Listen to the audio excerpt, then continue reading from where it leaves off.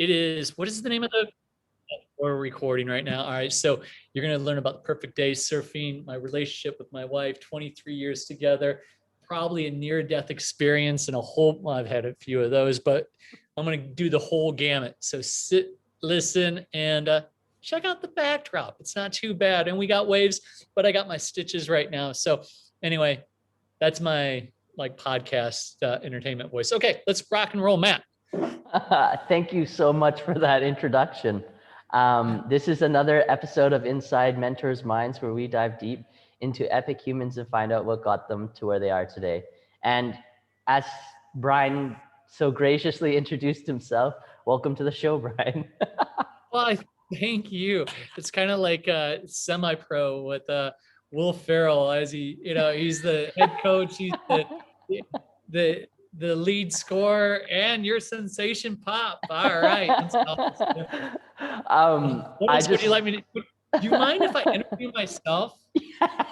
Yeah, I could just sit here and you can just do the whole thing. Hello there, Brian. Okay.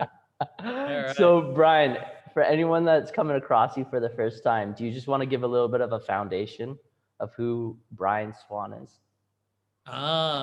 Going deep on the first questions. So here's a little bit. So I'm 47 years old now. And I know by the beard, if you're watching this on video, I don't look like I'm 47. I look probably like I'm 100. But yeah, no, I've kind of go back. I grew up actually in the Midwest in a little small farming community, 1,400 kilometers away from the nearest ocean. So what's crazy is I am one of my brands is Unstoppable Surfing. Unstoppable Surfer. Surfing is like my passion. It's like pretty much everything with my family and traveling. And I never started surfing until I was 20 years old. Grew up in a little small farming community. Didn't know anything about surfing, but here's a little tidbit. So you can get like a little warmed up, because we're going to talk about the perfect day, right? I want to make sure that we're going to hit this, because this is how we got connected. And I'm going to encourage you guys to do this.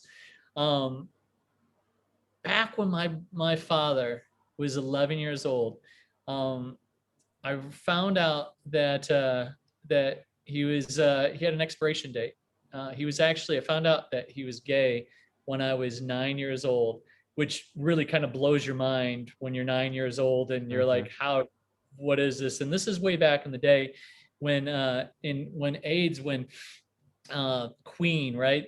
What's his name? Freddie Mercury just died. Liberace just died. Magic Johnson just contracted it, and he's still living. But it was like, whoa. And it was like a death sentence. And I remember my father actually never talked about it once with me. But there was this shift. It was like there was this moment to where all the things that mattered to my father just suddenly they weren't relevant. And what I mean by that was that, he was an entrepreneur. Man, if he was around today and he would have saw the internet, he would have crushed it in the whole internet age. He was a serial entrepreneur back in the day. And there was this a moment, he goes, I have a brother and my sister and that are older. He goes, who wants to go to Europe? And we're like, yeah. And what he started, because he didn't know if he had 6 months to live, 1 year to live, 2 years to live, 5 years. Luckily, he lasted for 5 years, and he took himself and he took my brother and my sister traveling all around the world so we could see the world through our own eyes versus textbook in school. And so at a very young age, between the age of 11 and 16, I got to experience what death was. And so it was one of those things to where you're never guaranteed another day in your life. And it totally transformed my whole way that I looked at the world. I went to the University of Illinois and became an engineer. I was a robotics engineer. And I remember in my second year, and this is when there's like 40,000 undergraduate. I graduated in a town of 2,000 people and only had 30 kids in my graduating class to 40,000 undergraduates that are all within, like a small area. I'm like, oh my God, this is amazing. Football games, sorority parties, fraternities, like it was epic. But on my second year, I just thought, I'm like, there's got to be something more to life. And my friends were like, this is the best time of your life. And I'm like, no, but there's a bigger world out there. And I go, after we graduate, we're going to get jobs and we're going to do anything, and I'm like, I'm going to go study abroad.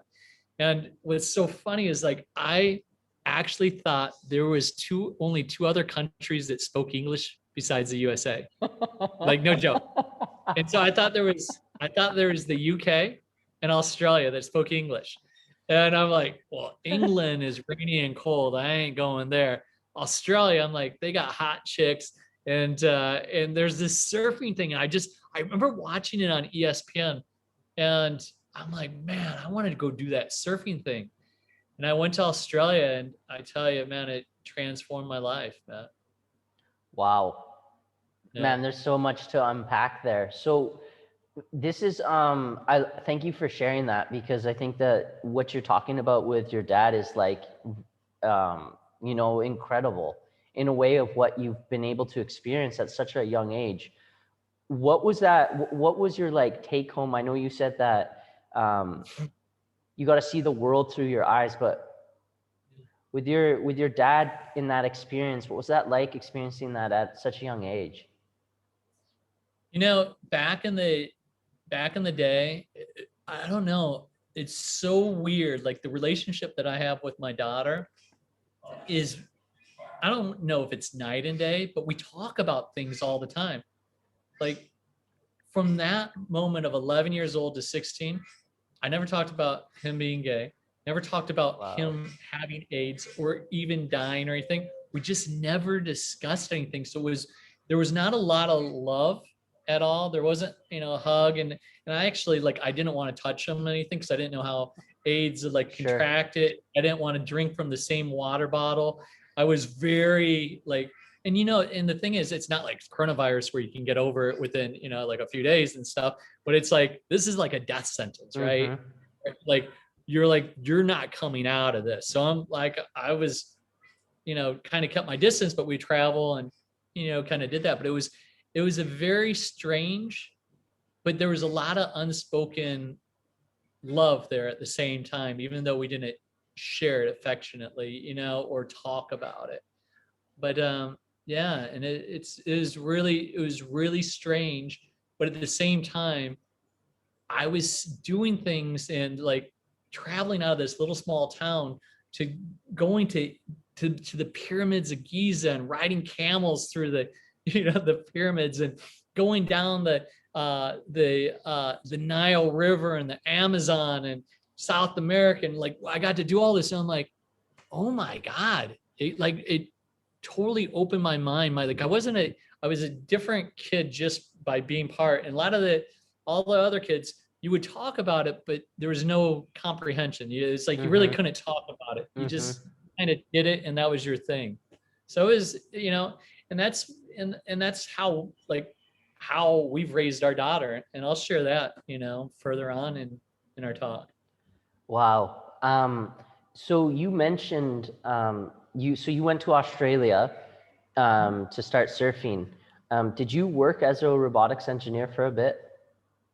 So I got to share this. This is if I can make a few points that I would love to have your listeners, because this is all about mindset.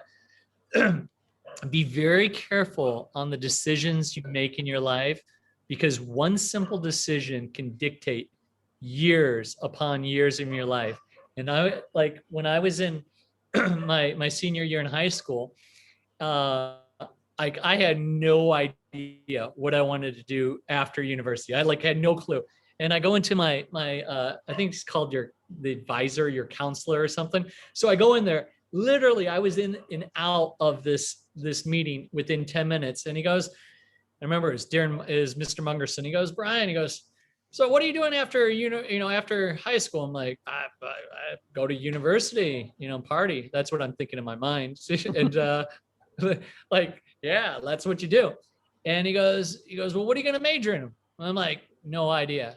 He goes, well, what are you good at? And I said, math, science. And he goes, did you know that engineering is the highest profession right out of university, paid profession right out of university? I'm like, no kidding.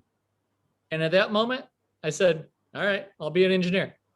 And that was the next 15 years of my life by one decision, literally in Wow. 1 minute. And I didn't even care anything about engineering.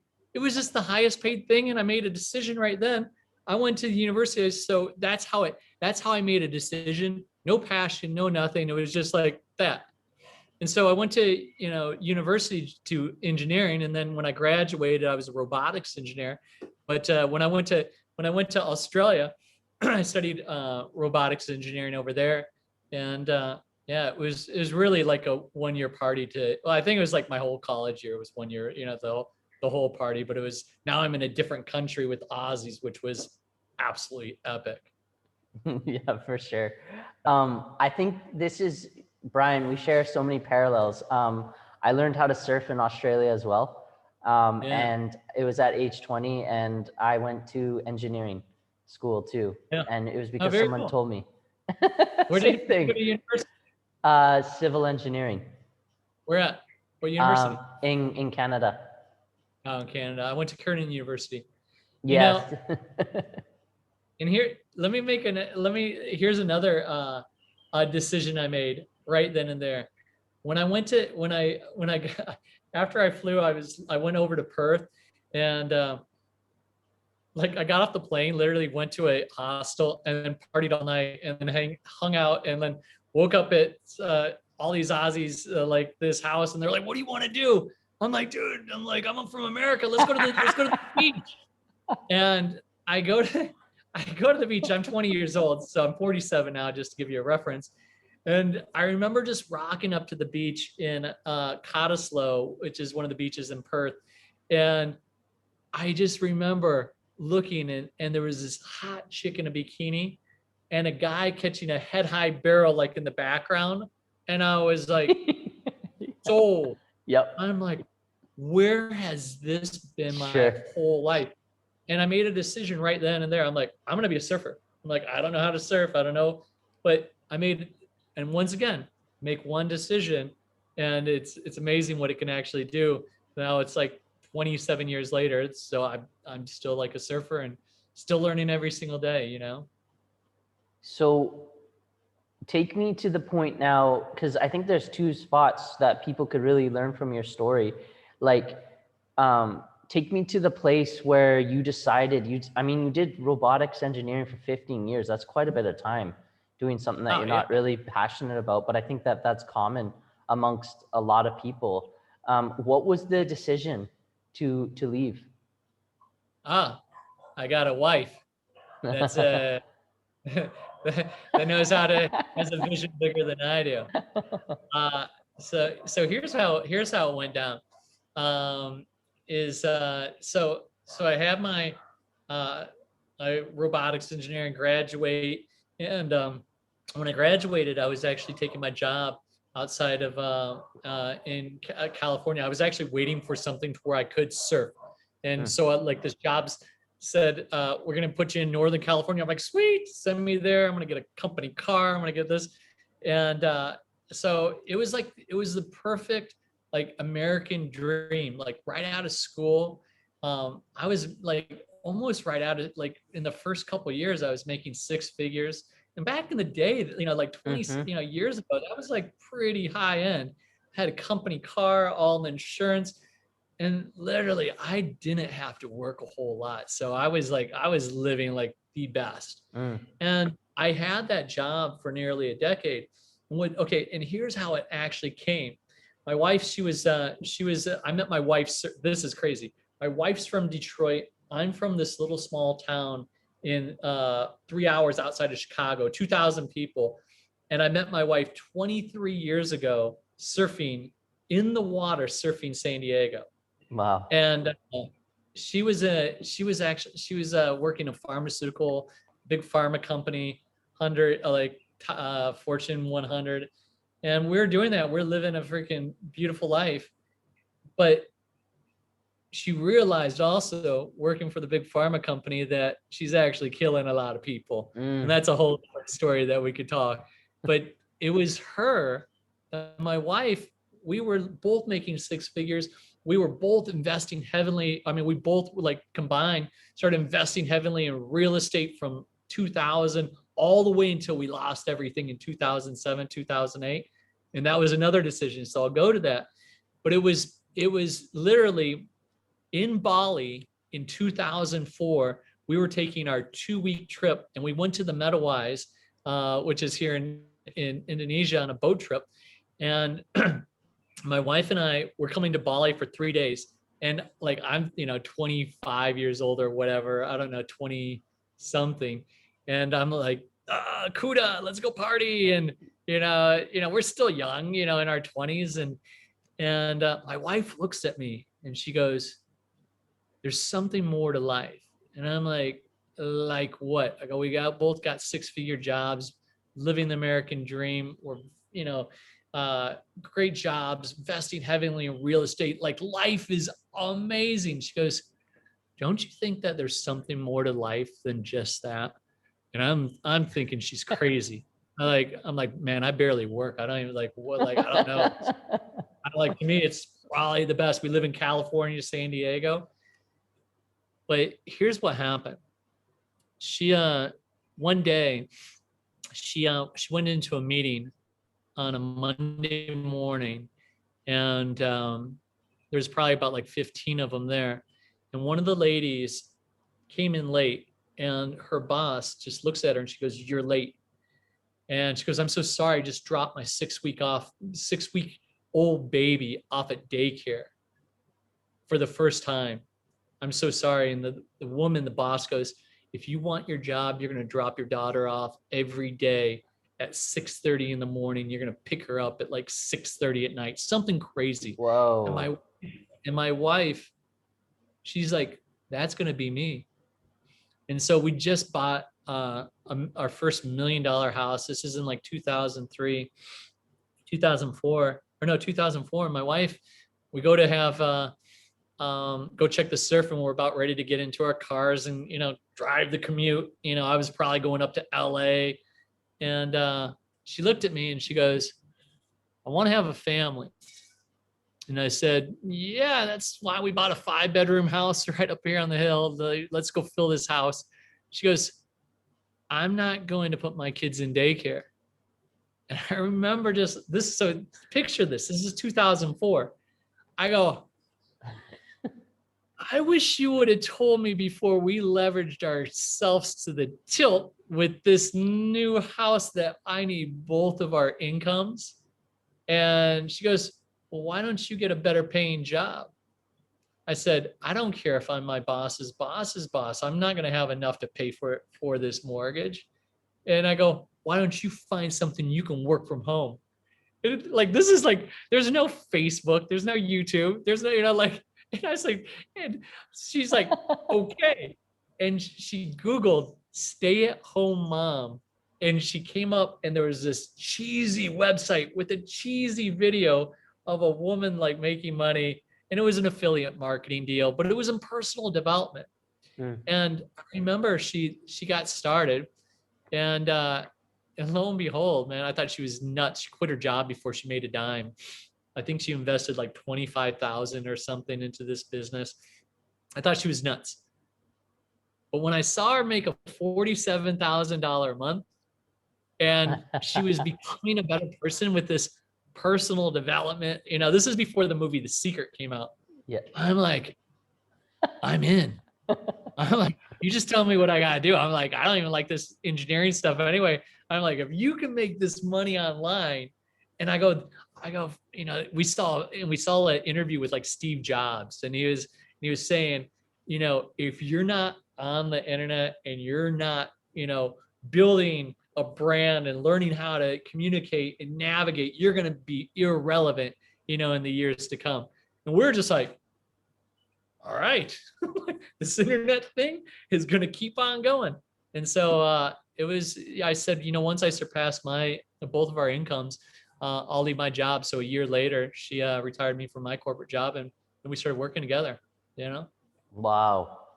That is Yeah. incredible. It's so inspiring. Like, it's interesting, Brian, right? Because like we're now in 2020 where there's so much 2021, dude. Oh yeah, 2021. Yeah. Where am Are you I? still back at the start of coronavirus or what, man? For me, it doesn't matter what year it is, really. It's all the same. Every day is a day. Living in the moment in Bali. 2021. Yeah, All right. Okay, so we are in yeah. 2021, and Yes. there's more abundance on the internet than ever. But yet, I Yeah. still feel like there's not as many people are really successful and thriving in a way where they're living sustainably. As far as like, I'm just going off of what I've witnessed here in Bali on Yeah. like, say, for example, when I went to the co-working spaces when I first came here, I was like, oh, like where's the unstoppable family? Well, where's Gavin? Where are the people that I see on the internet doing these things? Why are they not in Yeah. here? Mm-hmm. So like back in 2004, you guys accomplished a massive feat because you guys were really the pioneers of this. What would your We were advice be for someone that's wanting to get into building their brand and this type of stuff? Well, it's you're never like right now. So advice, I always like to use the quote from the Book of the Tao from Lao Tzu: "A journey of 1,000 miles starts with the first step." Mm-hmm. And it's not like, okay, I'm going to quit my job and I want to make $1 million in the first 30 days. Right now, my best piece of advice is actually, because you did my perfect day, right? I did. This is a perfect segue. This is a perfect segue. So first, my best piece of advice is you got to go on YouTube and type in "create your perfect day." I actually got a video up there that's 10 years old, and I'm creating the segment, the next "Create Your Perfect Day" series and documentary. So it's in the works right now, but check it out. It's an old school video, and I'm sharing why it actually, not just so you can go, find me on YouTube and do this exercise, but it's actually an exercise that I did, was my first exercise I ever did on personal development. And this was back in 2006. So like, even though my wife and I were in a personal development company and affiliate marketing and making money, I wasn't even doing this stuff. Like I was just like, I didn't like, we had a whole course and I was actually so scared.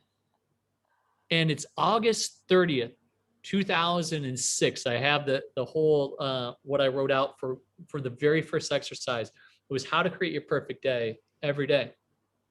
And I was so nervous on if I wrote it down, what if it didn't come true? Mm. What if my wife saw it? What if a friend saw it? All these things of fear. And that's the biggest thing that stops everyone. So it's not of actually doing something and failing. It's actually the fear of actually doing it in the first place to actually start. So for the first exercise, what I'm going to suggest is this is how to create your perfect day. And it's not telling you how to set up an Amazon account or how to be a YouTuber. What it does, it has you dreamscape about how you would want your ideal average day to look like. And what I mean by that, I want you to so when you're listening to this, if you're not driving, go ahead and close your eyes. Okay, I'm closing my eyes too. But what would your morning look like when you wake up? What kind of activities would you be doing, when you get out of bed? For instance, myself, I was like, this, I can picture it. And I'm like, I know exactly what I'm waking up in Hanalei Bay, Kauai. There's a brand new double overhead swell. I can smell it, the ocean, the salt water in the air. Paddle out, surf for 2 hours, getting barreled out of my mind, coming in with the biggest smile. And then I see my kids. Now I don't have kids, but I'm like, and I already knew when I wrote this out, I go, my daughter's named Hanalei. And so this is like a year before she's even born, or even before she's conceived. And I'm going to meet my kids, but we only had one. I'm going to have breakfast, and then I'm going to do business for 2 to 3 hours. And then we're going to go out, do a little exploring with the family in Hanalei Bay. And then I'm going to do business for the afternoon. on activities I absolutely love and enjoy and I'm passionate about. And the people that I'm working with are passionate and they share the same values that I do. And then when it comes time for the evening, I'm going out for evening session for a couple more double overhead waves, coming in, having a Mai Tai with my wife, having dinner up on the hill of Princeville, and then having drinks, come back, make some whoopee, put the kids to bed, make some whoopee. That's an old school term from like the Newlywed Game. And I do it all again. I live it. And the thing was, I wrote this out, and it's not like you're living your one day. You got 24 hours a day, but what would you want it to really look like? Now, what's crazy about that is when I wrote this, I wrote it and I was kind of just like, this is going to be easy because we're already crushing it online. We're already invested in like multiple real estate. So I'm like, we're going to be rich as hell. So this is going to be the easiest, perfect day. I like, this is a slam dunk. And lo and behold, 1 year after I wrote this, and 2 weeks after my daughter was born, we went from multimillionaire to losing absolutely everything. And when you have a 2-week-old baby girl and you're like, we did everything for you. And I want to share this with you because you can never, ever, ever do things for your kid. You got to let them experience the life. So like the fact is, I want you to have the best life. So we're going to make all this wealth and we're going to do it. It's not what it's about, man. When we lost everything, we're like, okay. I remember, man, I was scared. I was like, I didn't know what to do. Like from having, 7 figures and like the bank to getting a non-sufficient fund fee from from a bank for buying a $5 burrito. Whoa. And you go into a moment of, what do I do? Like just pure lost. And I remember my wife, I said, and here's the funny thing. So in our business that we had online, it was all about wealth, wealth creation. And when you're losing everything, you can't sell wealth creation to anyone because you may say the right things, but I tell you what, energetically, they can freaking smell it like, not that I told anybody, but man, no one is getting started with you.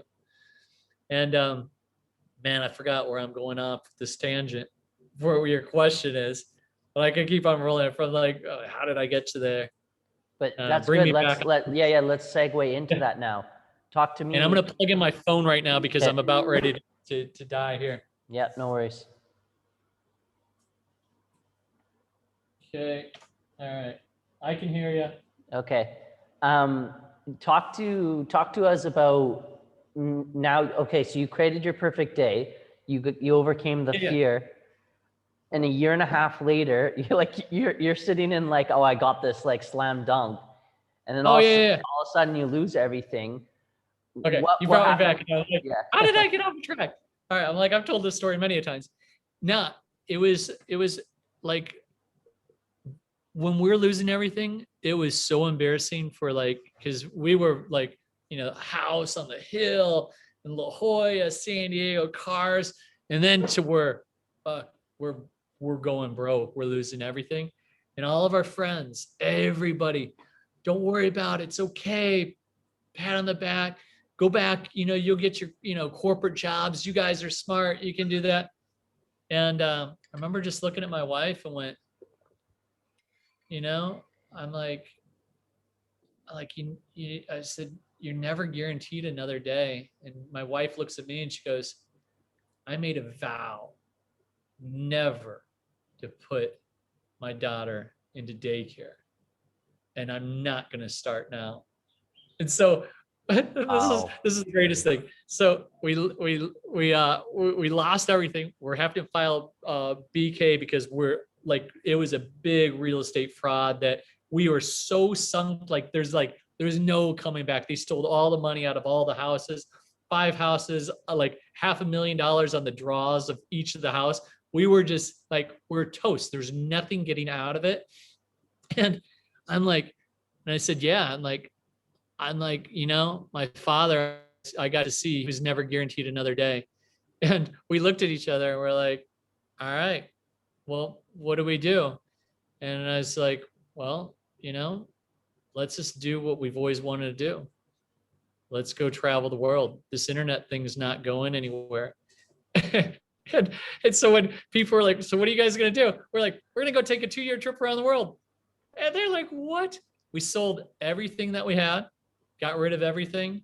And if you see this, all right, for all this, see the tattoo there? Date. It's November 25th, 2008. And that's the day that we set off and pretty much took ourselves out of the matrix, leaving San Diego. This represents Hanalei Bay, the surf, the mountains, my wife. And that's essentially when we decided we're opting out of the freaking matrix. And, you're still like, that was the deciding factor. So that was it. And we said we were going to go on a 2-year trip. And you know what was crazy? My daughter's 1 year old, and we, like Facebook is just coming out. Like, we were just making posts. And I remember saying a post, we did this video like, hey, we didn't tell anybody that we're losing everything. Hell no. We're like, we're just going to take a trip and this business is, helping it out. Literally, like we had to sell everything in order to get moving forward. But, it was one of those things, man, you just make a decision. And when we put it out there, we got so much hate and like, how could you do this to your daughter? She's going to have a horrible life, broken family and no friends and all these things. And I'm like, I'm looking at this, I'm going, well, if something doesn't work, I'm like, we just make course correction, I go, what's the worst case scenario? And this is what happens. Your friends and your family, they're doing it out of the love because they want to have you stay where you are. And so when your friends and stuff are telling you to don't, they want to keep you in. And we just went against the grain of everything and said, we're going to, we just said, fuck it. We're leaving. And this is what we're doing. And lo and behold, when we sold everything, got into the road, and we had to make money. It's like, this was only going to last. If we didn't make money, we were going to be broke. And lo and behold, there's something when you just make a decision and you say, fuck it on everything. And next thing you know, business just starts flowing. And the thing that you couldn't sell a month ago, now you're selling them like hotcakes because you're energetically aligned and you're believing in what you did. And I was really, it's like we're doing selling stuff in personal development. And it just started rocking and rolling from there. So the worst thing that ever happened to us became our biggest asset. And if we didn't go through that 1.5 years of lawyers, lawsuits, losing everything, we'd still probably be living in San Diego, living some good life. My daughter would probably be a crackhead in San Diego. I don't know. Who knows? Wow, man, that's so inspiring. I love that you talked about energetically aligned. Because to be honest, from looking at your Instagram or even hearing you speak, it wouldn't be something that you would maybe on face value think that you would talk about. Can you go a little bit deeper into that? Why that is so important? Yeah.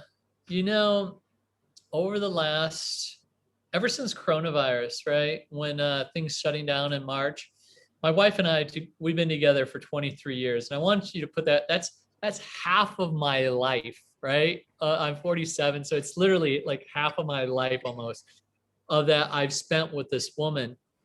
And so you don't just meet so many. And it's like, but one of the things is, even though we have a really good life, we're also like, not only just like we're buddies and we're kind of getting the same routines, we've also are working together. And my wife, there's another moment and she's like, there's something more to life and I want to grow. And we started doing a lot of deep work, a lot of deep work individually, deep work as a couple, as a family. And, it's like, so we've been on this journey for the last year. And, it's been powerful from what we've been able to do, like energetically align with the right people and our business. And when I say that, something I wasn't even talking about in the business world, but the way that we have to operate business now is not the same way as used to operate business in the past. And the values, we're shaking out a lot of people. We actually went from 8 employees to over 50 on payroll. And there's a certain thing that we're like, there's certain ones that are just not aligned and they're just not energetically aligned with what our values are. And it's like, it's okay. But if it's not, we're going to have to do some house cleaning. Right. And and I know that when we're energetically aligned with my wife and I, business flows.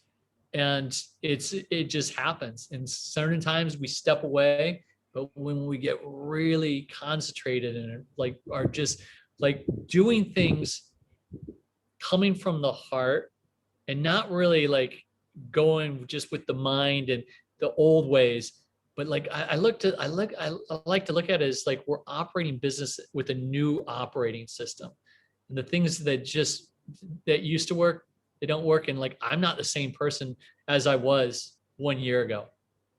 It's not like I'm gone and I'm a different person, but the way that I navigate life and who I am and the relationship with my wife and how I do business, it's totally different, man. What are some of the differences? Some of the differences is probably the biggest thing of who we surround ourselves with. And now it's like, for instance, have you ever tried, I'm trying to think of the name of it is, when you get your birth date of where you're born, what time, where it was at, and then it's life. I think it's designed by Human life by design. Yeah. And I remember my wife about a year ago, we did this and I'm like, holy shit. Like, wow, this is pretty amazing. And then I'm like, okay, this is how I operate. And this is how you operate. And this is why we clash on certain things. I'm like, but if we do it this way, and we know this is our, like how we operate, and then we're like, okay, this is how Rhonda operates. Now I know that this is how I'm going to proceed on, dealing with her. It's like, it's flowing like crazy. Now we're like, okay, how do we do this with the current people that we have in our business? And then we're like, oh, well, that makes sense. Why, it's not like this person's not a good employee, but we're just like, we're taking the wrong traits out of her, right? Or him. And now the way that we're hiring new people, we're like, no, we can't have this person. This is the kind of person we're needing. So we're profiling people based on that. So that's a huge, huge thing, absolutely massive thing. And now it's like, now we know how to operate, and we're like, know how to really go towards people's strengths, and not everybody's created equal, So that's probably one of the biggest things that's really happened over the last year. So I'm sure there's people listening that maybe are in a relationship, myself included, and generally speaking, they say don't go into business with your partner. Yeah. What's your thoughts on that, and what would your advice be or what's your thoughts around that? Well, I'm going to go a little bit further, and I am a big on do family with your business, or do business with your family. Now, listen to me on this, okay? So we kind of just fell into it with my wife and I, and I got my own beard company, and she has her branding agency, but we still work together, right? It's not, I have my own passion and mission, but like the core of our business is our branding agency. Um, I suggest to work together, but have your strengths. It doesn't necessarily have to be into the same business, but I think it's powerful as a family to do business together. And so what do I mean by that? My daughter, it's not the same as when I grew up, because you're younger than I am. But when I grew up, it was go to school, get good grades, and go to university to get a good job. The internet has changed that whole model, and we all realize school's broke. It's just freaking broken now. You can't even go to school and you're on Zoom calls and stuff. Universities, to me, like they're irrelevant because unless if you're becoming a doctor or something or a lawyer that you need to go through that. But the amount of the speed of what is working online, you can't even put it into a university. Mm-hmm. So my daughter, for instance, when we started shooting videos with her, and it was like when she was 4 years old, and it was just so she could share her voice. And so she's a human being. We used to do these, like we'd drive to school. We're in Panama on a little island of the Caribbean, riding to school, and we'd like do these wisdom of the day with Hanalei. And it was just to have her share and express her, who she is as a human being. And it was interesting. Like at the age of 7, we're in Costa Rica and we're doing this video and just talking. And my wife asked my daughter, she goes, "Hey, Hanalei, what do you want to be when you grow up?" And she goes, "I want to be a fashion designer." And my wife turns it around and says, "Do you know that you could be a fashion designer now?" And there was this twinkle in her eye. And we didn't see this video until like 3 years later, but this was at the age of 7. And she goes, "Really?" My wife goes, "You could be the biggest fashion designer and have a shop within the next year or two." And we had no idea that she was actually sketching or designing. And it was 2 years later, or it was a year after that, that somebody discovered her, and she's a designer. And she started her fashion company at the age of 9. Age of 11, she had a 6-figure eco-friendly fashion brand. And it wasn't us putting her into like, "Hey, you have to do this." What we did was we allowed her to explore and what she really loved. And she got to learn how to do business and build a brand and do things that she was passionate about. She was passionate about doing fashion, right? And like then she retired from fashion like at the age of 12. Now she's making a comeback at 14.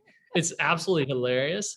But like when they're kids, it's funny, like when they're like, "Well, like, oh, so you're having a studio for your daughter. Well, what if she gets tired of it?" We're like, "So?" She gets tired of it. It's part of like life lessons. Allow children to do what they want to do, what they're passionate about, and explore with them. And now, especially since you're staying at home with your children, what is a better way to get to communicate and connect with your kids by doing a project to, like, if they have a passion for slime, right? Show them how to sell slime and figure it out together and make a YouTube channel or whatever. This is the time to do it. And I've never had better bonding experiences than the time that we've done business together. Now, is our life as a family, is it about business? No. It's about, that's part of what we do. And that's just part of our, that it's just part of our family as entrepreneurs. Man, my daughter, we're traveling on surf trips now. We're bonding. It's like, but we get to talk. It's not just surface level. Like, think about, "Hey, Johnny, how is school today?" And then it's like, no, we get to talk about business and what's working. And then when she makes her first sale and you can see it, it's like, and you give them that encouragement so where they can make decisions from early in life. It's so powerful. She's watched us grow and operate businesses. She's seen us hire and fire. We don't separate our business. We talk about money in front of her. That maybe sounds so crazy, but like we have nothing to hide. And that's the relationship that we have with our daughters. So to me, going in business with your family, Absolutely. Wow. I have goosebumps right now. Yeah, it's crazy, I've, man. for the audience, I've actually met Brian's daughter, and she represents what's possible if having the right frame. I'm sure there's a lot of variables to it, but having a Yeah. solid foundation to shape a young person's mind. Um, Yeah. and she is just incredible. And something that I've been able to observe with your family, Brian, as well, is just how clear your communication is. It's really admirable. It's something that I really work towards too, is that kind of transparency that you guys have. And what would you say then with Hanalei? Um, what age did you guys start talking to her on these levels? She's a different human being. We started like, we read the book, The Celestine Prophecy, before she was born. And there's, out of all the principles and the chapters in the book, one of them is like, treat your children as if they're human, even when they're small. And so, um, for instance, instead, like when you go out to a restaurant and somebody asks, like even when my daughter was 3 and 4 years old, oh, what is your daughter's name? Oh, you can ask her. She's a human being. Go ahead and, didn't always say human being, but like, she's a person. Go ahead and ask her. Oh, my name's Hanalei. What does she like to eat? Go ahead and ask her.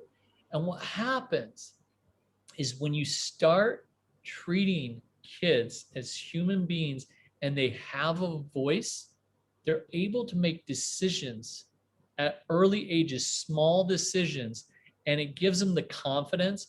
And we've started doing this like from the time where she could just answer. So we've been doing this from like 3 years old, 4 years old, and it's kind of just went from there. And she's lived in 50 different countries. She's went to school in probably 8 different uh, countries, speaking different languages, and she's had to adapt. And it's like she doesn't know the color of race, right? Everybody's like, when you're just traveling, you're just a kid. And so it's she's seen things in a whole different lens versus just a kid that's going to San Diego and going to school, and it's like it's a whole different ballgame, especially living in most of in third world countries, you know. So with that being said, there's like the helicopter parents or the coddling of the mind. Where do you think that stems from, and how did you guys make the decision not to go down that route? Say that one more time, like with the helicopter. I wasn't sure if I got the analogy on that. Have you heard of this term called helicopter parents? No, I haven't. Okay. It's essentially basically my generation has been raised in the helicopter parent era, where like if there's a problem, the parents basically come in and try to solve it for them and like don't let the children solve it for themselves, which is almost like coming from like the silver spoon kids that have been No, raised. that's totally not us. Yeah. And so like there's almost like this coddling that happens in these child's upbringing, which almost doesn't give them a framework to make decisions, feel empowered, have that confidence, and usually end up with anxiety and disorders. Absolutely. What would be your advice on from your experience now? Hanalei's 14 years old, has made a 6-figure business for herself, and then retired at age 12. What would be your advice? Literally, here's the hilarious thing. So she was getting flown, speaking on stages. Like she's spoken in front of like stage of like 500 entrepreneurs that paid like $15,000 each to be there. And she's 11 years old, and she's like, and I started my fashion brand. It's like, what's your excuse? And so she's like really confident on stage. And so she's speaking on one stage, and they're talking. The whole thing was about fashion and being eco-friendly. And somebody's like, "What's your next move?" Like, or what are you going to do next? She's, I don't know. I'm getting kind of burnt out on fashion. I might just take a break. And she just literally told us like right there. I'm like, Like, she's retired right now. We're like, what's next? She's like, my artwork. We're like, cool. All right. So the question was, all right, what was I'll remind you again. What would be your advice to, let's say, new parents or parents that yeah. are been in parenting for a while that want to replicate what you've done with Hanalei? What would your advice Yeah. be to them? Well, it's there's a few different things, and we're very conscious of how we raised Hanalei even before she was born. Like, for instance, we took out the words no, not, and don't out of our vocabulary. And like, don't do that, stop, can't do that. Or, like, just telling kids subconsciously, because it's so easy just to do that versus, Hanalei, you're up there high, instead of like, get down from there. You're up high. You got consequences. Kids are gonna get burned. It's like they gotta be able to give them choices. And a lot of times, and I think for the helicopter, it's like you're solving problems. The same time, when you're telling them just direct orders, give them options. Kids are smart, and it's one of those things, like, you got to allow them to make decisions. We also are very unconventional. I'm not into the schooling system. I think it's old, archaic. Like, for instance, when she dropped out of school when she was 9, she has a mentor that twice a week. But when I've helped her out on online, like just about 6 months ago, she goes, Dad, can you help me out with this homework? And I start looking and I'm like, stop it. I go, do not learn any of this. She goes, no, I got to learn. I go, no, you don't. I go, that's memorization bull crap. And if I haven't had to use that since when I was in high school, just so I could get a passing grade, you don't use it now. Anything that's memorization, you will not be required. And I've had people, like, parents are like, what if she wants to go to university? She'll freaking, it's like, we'll figure it out. She's got it. She's smart enough on everything. It's like, we're not worried about that. She'll probably buy a library for the university to be able to get in if she needs to. I don't know. But like, we're not worried. It's like, you allow them to do their passions, do projects with them. Let them explore, let them fail. Like, when she dropped out of school, and because it just wasn't working with her passion for art and the fashion, we're like, well, what do we do? And this one of our friends goes, just allow her to do nothing. And I'm like, I go, what do you mean? she goes, just allow her to do whatever she wants to for a month. Whoa. And I'm like, and I'm coming from like this engineering background and like structured and I'm like, so what if she wants to watch YouTube videos for 30 straight days? She goes, let her watch YouTube videos for 30 straight days. And I'm like, she'll get bored and she'll want to learn. And man, for the first week, I'm just like, when is this going to stop? And they do. They get bored and they want to freaking figure things out. Allow them to explore. This is the time, man. Allow them to create a brand. Allow them to figure out some things online to where they can make their first dollar.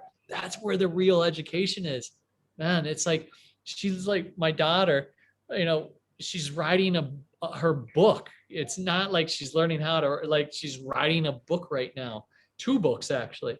And she's learning how. I'm like, just as long as I go, honey, I don't care what you do on your spelling, as long as you can autograph your books correctly, that's awesome. But I'm saying it in a jokingly way, but I'm really serious at the same time. Allow them to venture and freaking and do things that they're really passionate about. Because, man, that question of, ask your children now, what do you want to be now versus what you want to be when you grow up? And it'll shift their whole mindset of what is possible now, because what they want to do right now, they can do it right now. There's no waiting at all. Wow.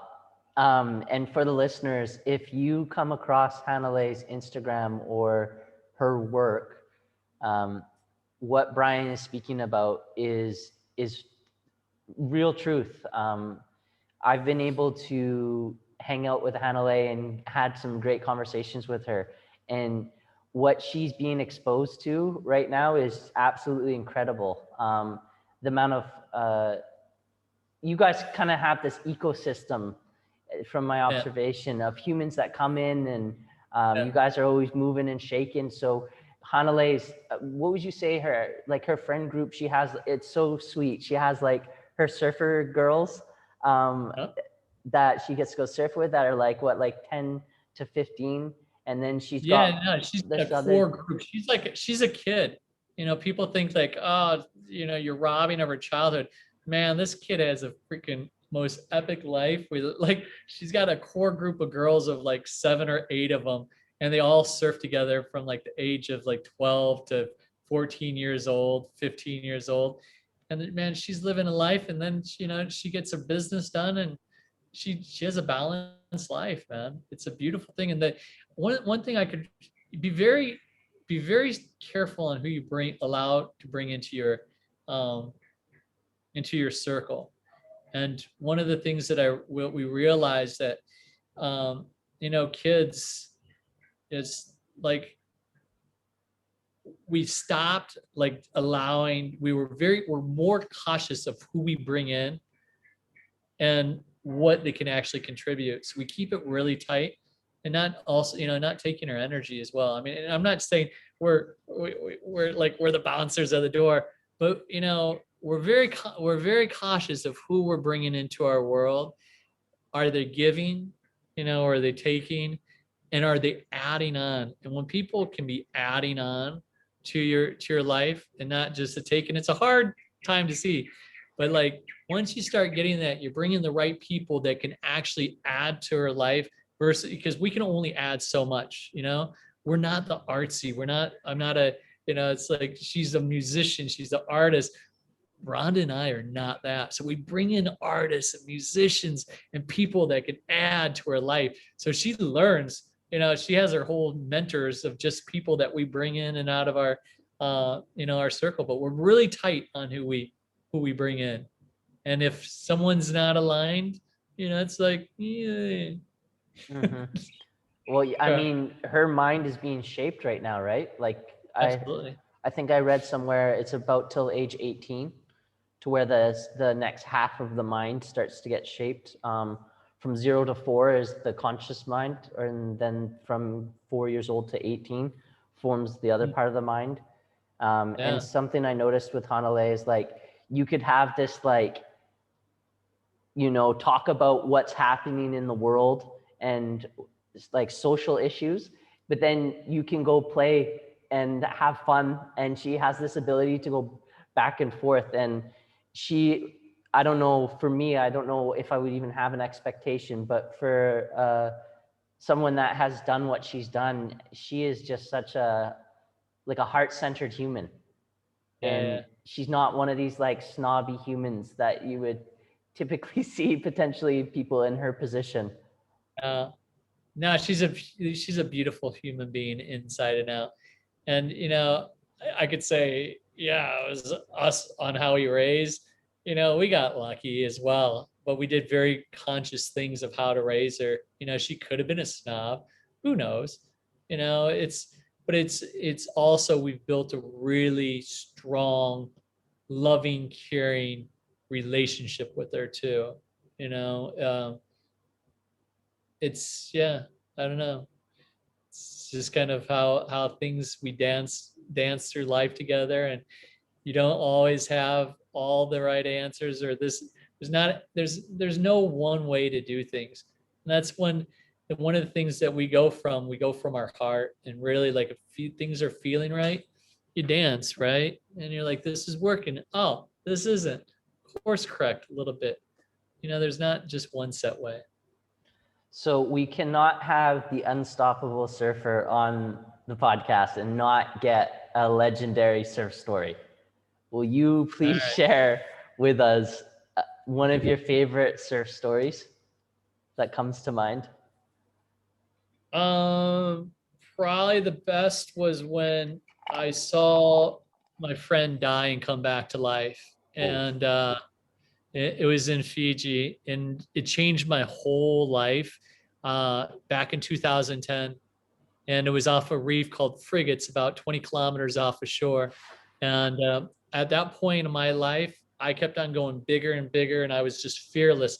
I'm like, bring on the bigger waves. I was doing Waimea, and I'm like, I'm getting bigger. And it was a big gnarly day, and 20 kilometers off the shore. It's a big barreling wave, but it closes out like at 20 foot. And the other boat had to leave because smaller engines. It was just me and my buddy. He goes, all right, dude, let's get out of here, because we already got washed, cleaned up, by closeout sets. And I'm like, one more, man. I go, one more. And he goes, man, this is death out here today. And I'm like, oh, we can get the best wave of our life. And I talked him into it, and he goes, this is going out against every ounce of what I'm believing in my heart we should do. And I'm like, one wave, and we paddle out, and then 2 minutes, a cleanup set of like 20 foot, like 20 foot plus. And I just look at him and I went, sorry, brah. I go, get a good breath. And you have to you ditch your board and you swim down as far as you can. And I remember just like, holy cow, I'm really far down and I'm getting ragged, because you have to relax and then wait for the turbulence to settle down, and then you start paddling, you start going to the surface. And I'm like, wow, this is super I'm like, I don't open my eyes, and I'm like, I better open my eyes, because I'm not sure which way I'm going to go. And I'm going, and the surface, I can see the surface. I'm probably 6 inches away, and the next wave hits, and I'm like, holy shit, I'm going to get it. This is a 2-wave hold down, which means before you got that breath, the next wave hits you. So when you think you're about ready to die, then you got to wait. It's only like 20 seconds, but when you're losing all your air and your oxygen, when we come up after that next one, I just grasp that air, and I see my buddy, and his eyes are rolled back. Oh. And I'm like, he's dead. And the next wave hits. And then when I went down, I'm like, holy shit. I go, I hope he left the keys in the boat, because his body's going to be lost at sea. I'm like, this is what I'm thinking. He's dead. He's dead. And then I come up after the next wave, and the board, his board broke in half, hits him in the head, and blood. Not only is his eyes rolled back in his head, but blood is spurting everywhere. And I'm like, holy shit, he's super dead. And so I'm like, wow, if he wasn't dead before, he's like super dead right now. And then I come up to the next one, and then he comes back, and then he actually was on top of my board, and we're washed like a couple 100 meters down, and we've lost all our energy, so we can't speak. All we're doing is just puking. We're just because we lost all our energy, or our bodies were giving us all the ounce of energy for us to live. And yeah, dude, he just when he finally came to, when he could talk, he's just crying, and we're puking.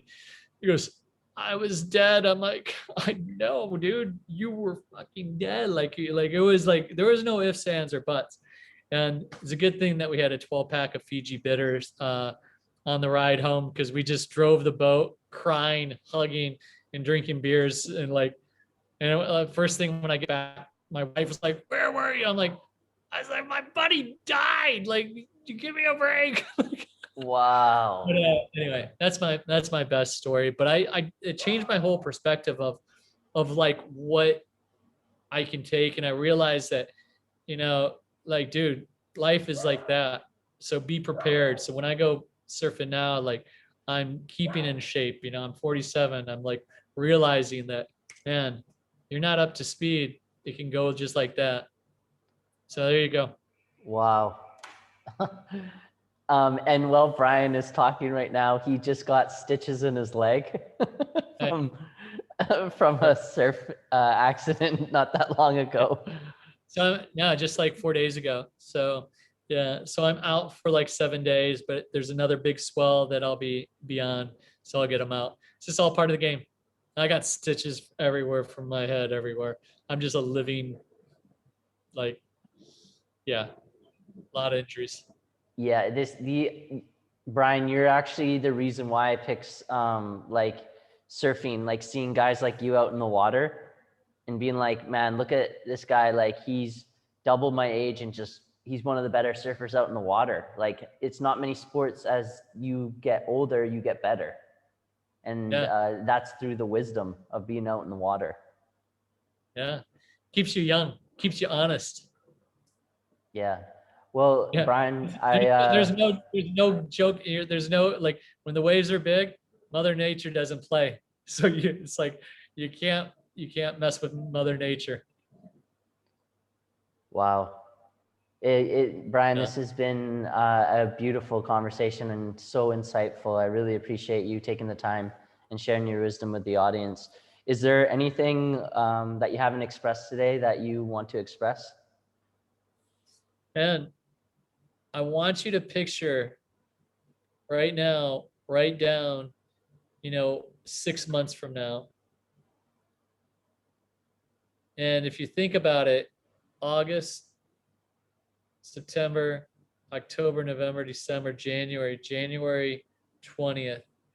Now, if you think about what that date means, probably means nothing to you, right? January 20th. But if you knew that was your expiration date, what things would you be doing today? Mm, Now, give yourself a little bit more time. Just what if you were to just say, I got 3 years left to live? Start acting like you only have 3 years left to live and start doing the things that you really want to now, because you're never guaranteed. And with all this crazy crap going on in the world right now, we're never guaranteed. You don't know what's going to happen.